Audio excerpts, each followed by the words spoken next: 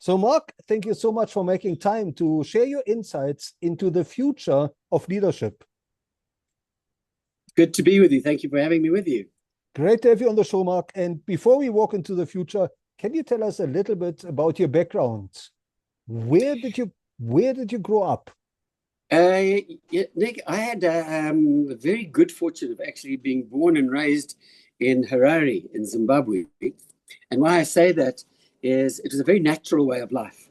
It wasn't as sophisticated a city as Johannesburg. So my early days were spent with an enormous amount of freedom, freedom to be, in the bush, in the veld. I used to ride to school. My dog would ride with me. He would run home afterwards. He would meet me after school. So I kind of got an upbringing which was very, very open and receptive to all sorts of people. We didn't really experience the same, I think, pressures, I want to use the word, or segregation in Harare as we did, as I then witnessed when I came to South Africa during the apartheid years. So early years were spent in growing up in Zimbabwe, very outdoors, very much at one with nature. And tell us, Mark, what was your dream career when you grew up?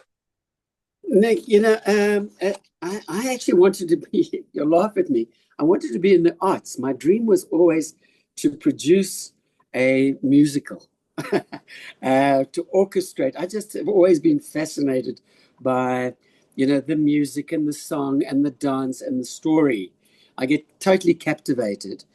And I think that that's possibly what has spurned a lot of the visions that I've necessarily had, in the various activities that I've engaged in. I've looked for the story rather than necessarily, just the hardcore facts. Life has never been about just making money for me. It's been more around the creativity of life and what one could do if one applied one's creative thinking. So that was my original dream. And tell us who inspired you in your early days. I had a grandfather that I was very close to. I was the eldest grandson. My family had a business called the PG Glass Group, which my grandfather had effectively started. He went to work for some people who actually had the business, but it was a small business when he joined. But he ultimately built that group. He was a man who couldn't afford to go to school. He finished school at standard 6, 13, 14 years of age. And he had to go with his father, carrying a cart through the streets of Johannesburg, taking people's throwaway. He arrived as a very poor immigrant from the UK. And this man had unbelievable tenacity. He had unbelievable focus. Family first, second, third, and fourth. Then the PG group, which he regarded as family. And so many of the values that he empowered into the family, he necessarily used to impose on the way he ran business. He treated customers often the same way he would treat family members. So he gave me a tremendous amount of enthusiasm. He also taught me discipline. He was an incredibly hardworking man, but a very well-structured man. And Nick, I've got to share a quick story with you, if I may. I'll never forget, I bought a pair of slippers for him for his birthday. And by this stage, he was now a multi-millionaire. And he asked me, why are you giving me slippers? I said, because, Papa, your existing slippers are a little bit worn. You've had them many years. He said, when my slippers are no longer capable of covering my feet, I will come and ask you for new slippers. He made me take them back to the shop and get a credit. He was very, very frugal, but at the same time, he was incredibly generous. Although he came from poverty, as he made money, so he gave back to community. He became a very significant contributor to charitable causes across the world. And Mark, looking back over your career, would you say there was a major turning point? Or maybe a number? Yeah. There were two. I was sort of born, raised in the PG group. I was the heir apparent because I was the eldest grandson. That's the way the family hierarchy worked. And I decided that the corporate way of life was too structured for me, quite honestly. I told you I love stories. I love the creativity. So going into a family business, third generation, following my father's footsteps and following his father's footsteps, well, that didn't leave much room for too much creativity. So I thought at that stage. So I left the PG group to go out on my own. And it was a very emotional time because my father had always anticipated that I would be with him in the business. And why there was a turning point is I managed to secure the agency for Sega TV games, which I brought to South Africa. And that set me out on running my own businesses. So that was the first turning point. Rather than working for anybody else, I now got used to owning and running my own businesses. But I came back to the field of charity, to the world of charity, many, many years later, primarily to spend time with my dad, because I felt tremendously guilty that I'd let him down within the family, as it were, business environment. As I mentioned to you, PG and family dynamics were interwoven. So it was really interesting that I came back into this world of charity, philanthropy, social impact, primarily because I wanted to rekindle that relationship with my father that I had severed many years previously. So that was the one. The second is a really interesting story quickly about Mandela. I received a phone call from the then president, Nelson Mandela, in error. The call was put through to my office. I was in between positions. I'd come back from overseas. I'd gone to do my MBA, and I'd come back to South Africa. And a call which was meant for my father was routed by the receptionist to my office. And my father was overseas at the time. And the call started with Madiba's secretary saying, please hold the line for the state president. And I thought, the state president is never going to phone me. So I thought this was a friend of mine who was playing a practical joke on me. I'd played a practical joke on him a week before. And I was convinced it was him. And my friend used to put on the Madiba accent all the time. So I was convinced it was my friend. And I had Madiba saying, yes, Mr. Lubner, I would like you to please help me to get a child who needs surgery. And I thought, this is really way out of left field. There's no way that this is Mandela or something. And I actually started to go along with the joke. And I'm not going to tell you what I actually said, because it would be too embarrassing, quite frankly. But when there was no laughter, I realized that it was really the president. And then I tried to double back and say, well, Mr. President, let me explain to you. I've got a friend who I play practical, and that wasn't going to work either. And in essence, what it was Mandela had made a promise to a young school teacher that he had met in Soweto, who had a child who has facial paralysis condition called Moebius syndrome. And Madiba asked if I could help to get this child operated on.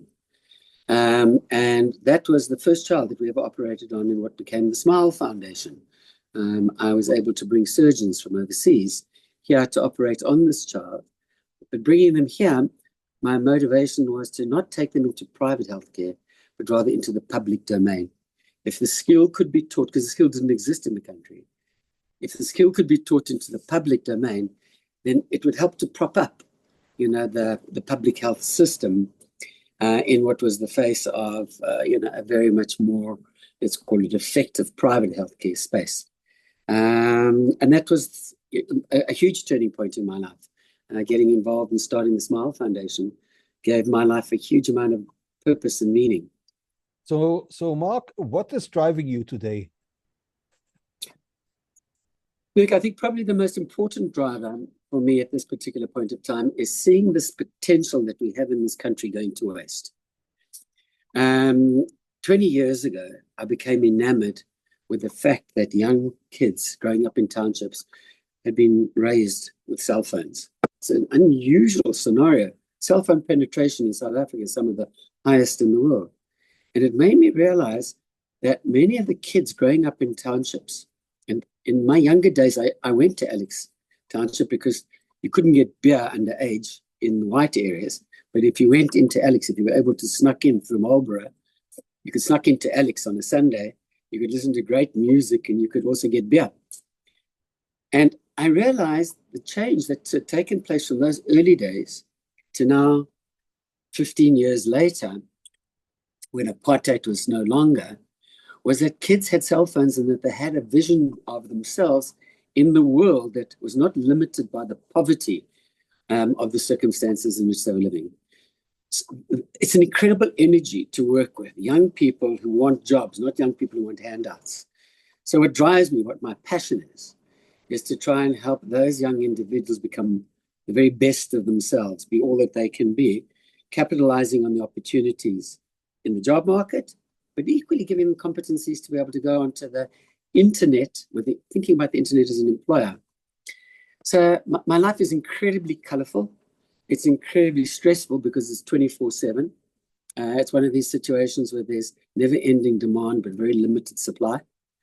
Exact opposite of what often happens in the commercial world. And you've got to convince people that if they partner with you, then the impact together is going to be greater than the impact that any one of us can do on our own. So, Marc, looking into the future, and I know it's a big question, but what does the future of leadership mean to you? Well, it's a sensitive topic, Nick, and I say this from a layman perspective, so I don't want to try and create an impression that such deep insights and knowledge into leadership in the country. The only thing that I have seen is I look at the facts, and we have not had leadership in this country, certainly not since Thabo Mbeki. I think we had altruistic leadership in Mandela, not necessarily practical leadership. But that's important because very much like the Afrika Tikkun cradle to career model, you have to start in the birth of a new nation teaching values. If you can instill values at an early age, you can teach skills later, right? Mbeki came on thereafter, focused on what I want to call almost the development of competencies and skills. And then we lost our way. The leadership in this country started to become focused on self, not on service. And it's quite an interesting phenomenon. I moved from the commercial world, making money for myself, to making effectively money that I could then use to help others empower themselves so that they could create career pathways. And that's a gift. It sounds all very, altruistic and angel-like and philanthropic, but the reality of it is it isn't, because it requires business disciplines, it requires tough love, it requires responsible kindness. And I think probably one of the most important leadership skills that is required in this country at the moment is, in fact, that sense of responsible kindness. We have to wake up every day. We've got to think about being kind to one another, irrespective of where on the income spectrum you fit. We have to be sensitive to the fact when we see people standing on street corners begging because they don't have an alternative. But we've equally got to be responsible, meaning we have to say, well, it's not enough just to say, shame. We've got to do something about it. We've got to get off our ass. We've got to start creating opportunities within our own environment. Nick, I don't want to sound, again, like an angel. On a Sunday, I have 10 individuals that I've taken off the street. I've given them uniforms. It's called the Heart and Cleanup Crew. I pay them every Sunday to do 3 hours of work running around the neighborhood, collecting the plastic throwaway, the garbage that's thrown into the streets. My neighborhood and the space in which I live is therefore kept clean. It's a lot more safe and secure as a result. You've got 10 people on the streets who necessarily know that if the situation goes bad and I leave, they're going to lose their income every Sunday. And at the same time, I've seen these 10 individuals develop a sense of pride. Why? Simply because I gave them a uniform and I gave them a sense of purpose and I gave them I give them performance feedback. And you might think that that sounds nonsensical. I mean, I apply the same principles to all my businesses and philanthropies.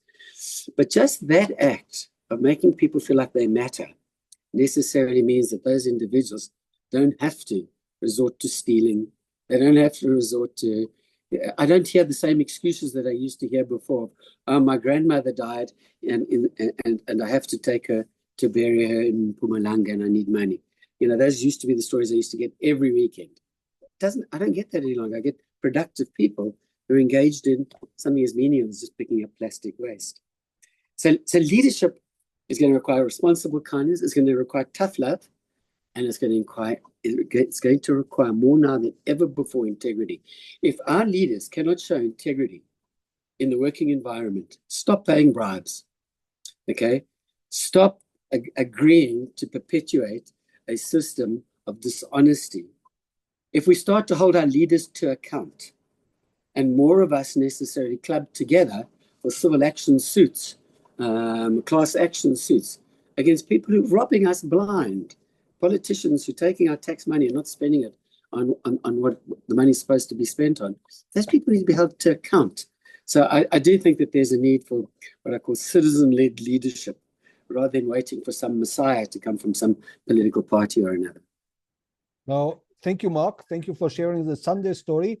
How can we do this at scale? How can we build and develop future leaders at scale, beyond the 10 you mentioned? I think there are two elements to this. I think there's a government initiative, I want to call it almost a Marshall Plan. Maybe it's a 1-year service program where every child who finishes school doesn't go into the military, but rather necessarily goes into civil society work. Whether it's cleaning up the pollution and making our impact, on the green economy more effective, whether it's raising consciousness through that year of the importance and value of work, whether it's a year of just creating opportunities for individuals to explore different pathways, career pathways, so that when they do at the age of, say, 19, 20 now move into the working environment, they move with some sense of knowledge. How does a child growing up, for argument's sake, in Diepsloot or in Mufuleni know what it means like to be a creative in an agency or an accountant?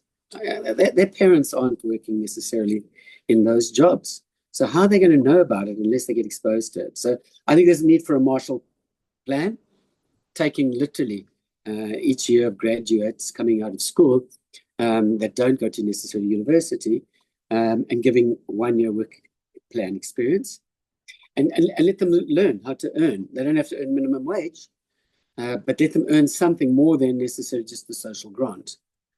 The second element is, I think it's going to require every single business owner, operator to take under their wing the responsibility of creating an opportunity. If we really do think about it, we are all forking out of our pockets, okay, to various charitable enterprises like ours. Our organization is today 500 million rand a year organization raising money from donors, clients, etc. And we channel that money in this Afrika Tikkun into developing the future workforce for many corporates. Now, do that to scale, really draft it to scale. Tikkun is always constrained by budget and to a degree geography. But if there were another 10 Tikkuns, we've got 45,000 kids in our program at any point of time. We're only placing, truthfully, about 5,000 to 6,000 into positions, post-school, post-training. But imagine if there were another 10 organizations like ours that were supported and funded by both government and the corporate sector.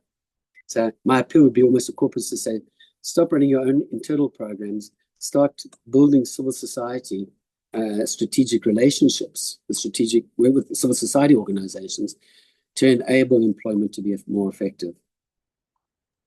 So Mark, these are challenging times as the world is stumbling from one crisis into the next. What is your advice for future leaders in terms of challenges?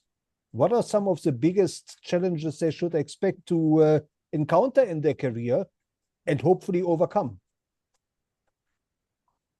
Nick, I think what's happening in this world is that technology, which could be used to create greater symbiosis, greater connectivity, is in fact being used inappropriately. It's creating greater division.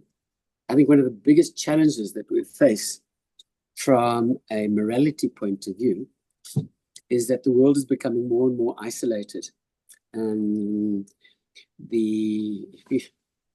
you look at the various wars that are going on in the world at the moment, are the differences between the people in those geographies that different? Why isn't that they aren't necessarily focused more on the similarities that should bond them together? And I think the internet, to a large extent, digitization of stuff, we're all on Teams all day. We don't sit necessarily as we used to in face-to-face meetings. So we're becoming, in fact, more and more distant. And I think as we distance ourselves, we start to also lose touch with nature. I think that we start to forget that, forgive me, this is my spirituality, but that God works through nature. And that if we were to trust the natural course of things more, we would not necessarily have to get into, germ warfare. We wouldn't have to get into national warfare. Look at the United States at the moment. Look at the difference between the Republicans and Democrats. I mean, they're pretty much ready to go to war with one another. And yet, America was the home of patriotism. So my belief as leaders in the future, stop thinking about yourself. Stop thinking just about your community, and start thinking about the global community and how can you and your community contribute towards more unity. Learn equally to just take time out and learn some very important lessons from the natural world around us. And let's put our trust back into nature. Let's make things like climate change and the greening initiative a much more important issue in our lives, and not just see this as a tax or as something we can stave off. It's critical to our species. So, Marc, if you were to develop a curriculum for future leaders, what are maybe one or two key skills you would want to factor in and teach? Consciousness and ability to be able to listen. With awareness comes consciousness. Greater consciousness leads to better decision making, less self decisions, or ensuring that the self integrates with the whole. So the first thing I would look at in any curriculum is, how do you teach consciousness? And it's quite simple. You can do it through things like, and not just necessarily Eastern philosophies like meditation and breath work, which are very, very effective, I do believe.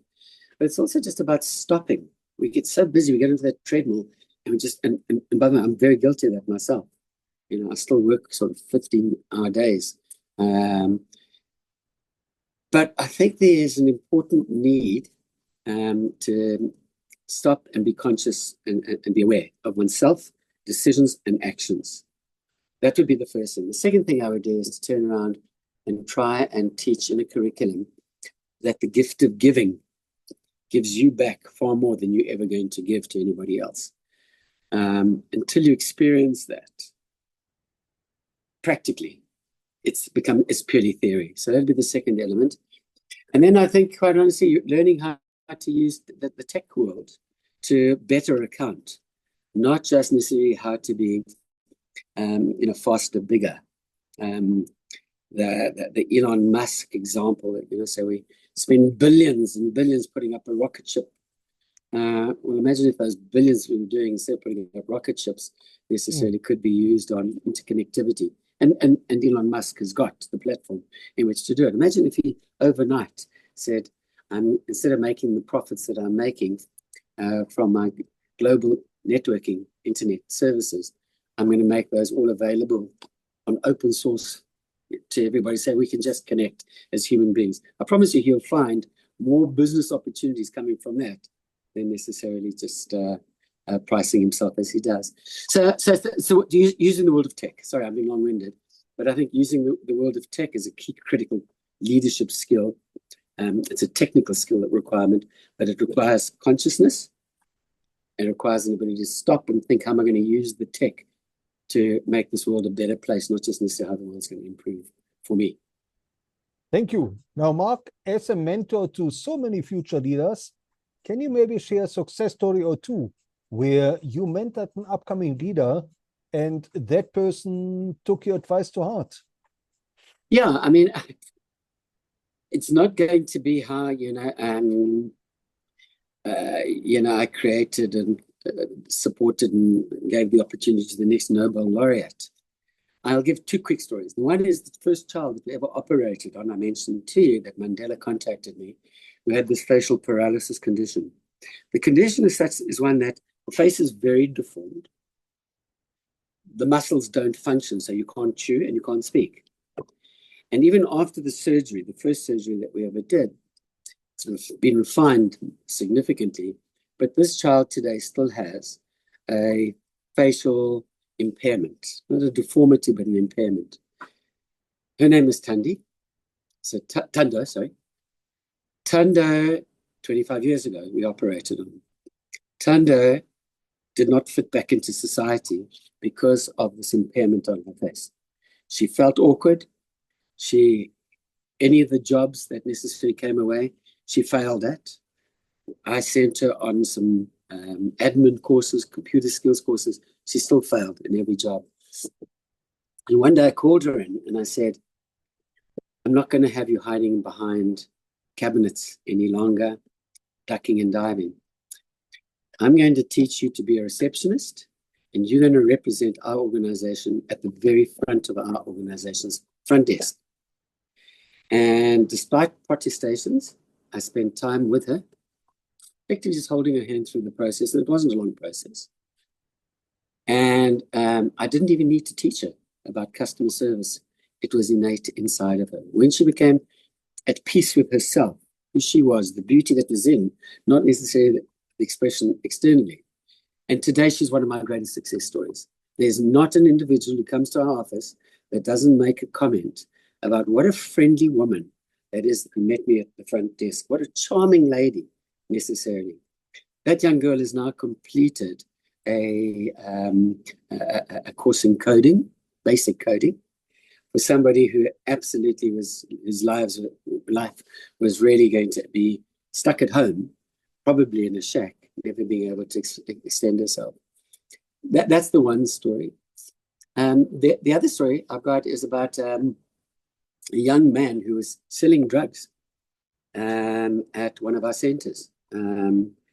We get 1,000, 1,500 kids come to our various centers. So it's an ideal target for drug pushers, guys selling nyape in Alex. And there was this young man we caught selling drugs to our kids outside the building. And I gave him the opportunity to become a beneficiary. So he joined the program. We got him back into school. We helped him with his schoolwork. We helped him with his passion, which funny enough turned out to be emergency services, emergency rescue services. And we have what we call a 360-degree response team, that if there are fires, for argument's sake, in Alex, we've got a stock of blankets and foodstuffs, and we try to be sort of early responders, helping the families who, get through the next day or two. And so he became part of that team. Today, he is a manager at Netcare 911. And he will tell you that he learned, first and foremost, to believe in himself, so he didn't have to go and sell drugs and feel poorly about what he was doing. Second of all, he learned to actually develop decision-making competencies. Okay, through the processes that he went through, he learned how to make decisions that could help advance his career. So they ultimately ended up doing the thing that he was most passionate about. Thank you. Now, Marc, looking back over your own leadership journey, are there any role models of leadership who you have encountered and maybe worked with, who you would recommend future leaders should learn from? There are a number, unfortunately, and it's going to sound like quite biased. My father was an incredible humanitarian, but equally had a very good business brain. So he was commercially wise, but he was never greedy. And he was always, his attitude was, I can only put my backside in one chair at a time. And so he taught me a very important lesson that leadership, you could still meet your own needs and requirements without having to sacrifice all your needs and requirements. You could still be a businessman, make profits, whilst at the same time also still involve yourself in community. So, and he was just a very approachable man. He would speak to cleaners. I still have guys who used to be his caddy who still come to my house, sometimes just for a cup of tea. They'll invariably come for money, but also just a cup of tea and a chat. And I learned that from my dad. The second is my cousin, Gary Lubner. Gary Lubner went on to build the PG Group foundation into the world's largest automotive glass replacement business. Market capitalization of, over $40 billion. And Gary became an exceptionally wealthy man through the process, but he worked. British Airways gave him, in fact, an award for spending a full year, time-wise, on their aircraft. That's how he traveled around the world. He built a business into 32 countries globally. His staff loved him.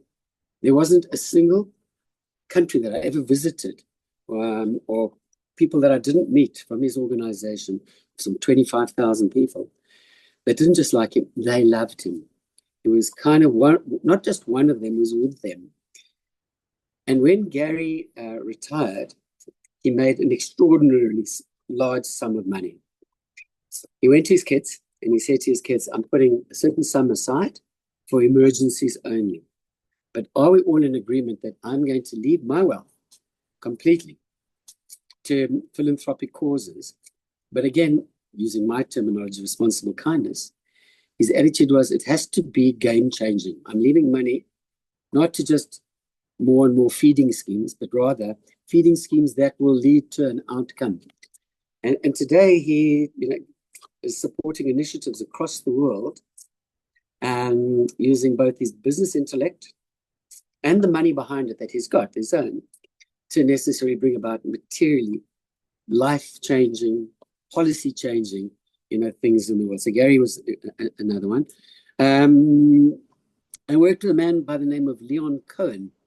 Leon Cohen was my immediate boss in the PG group. Leon Cohen was very actively involved in the negotiations behind the scenes that brought the Nationalist Party and the ANC together. So there used to be meetings held at the PG head office in Jeppe, and Leon Cohen, through an organization called CBM, used to drive that. And he was most skilled at strategy. And I think I learned more about strategy in terms of the way he held those meetings and used to share with me how he was going to get Wolf Meyer to speak to Cyril Ramaphosa and how he would try to get them to negotiate to a particular point that they could then take back to their leadership. And it was fascinating. So he was certainly a leader. He died, unfortunately, a year or so ago. But he was certainly just an amazing, amazing human being, also from a lay leadership perspective. Another leader that I admire tremendously is my partner, a fellow by the name of Arnold Foreman. Arnold started his life as my father's sort of right-hand finance man, and he then became the CEO of our family office. So I've had a relationship with Arnold now for also the best part of 20 plus years.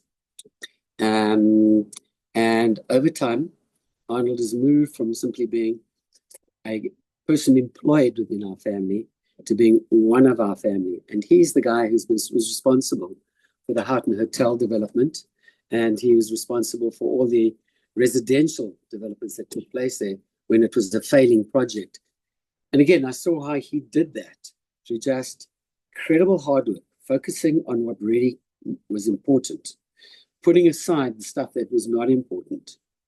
And that's now been developed into an investment philosophy. So as a family, we now have limited funds like every family, and we're looking to maximize, obviously, returns, both commercial and philanthropic. And Arnold has this incredible ability to take the stuff that often seems urgent and requires a response and put it aside so that we focus on the priorities, get the priorities done, get the main thing done, and then the rest will fall into line. Thank you. Now, Marc, how can our listeners connect with you, and where should they follow you? I am on LinkedIn. I do have a LinkedIn profile.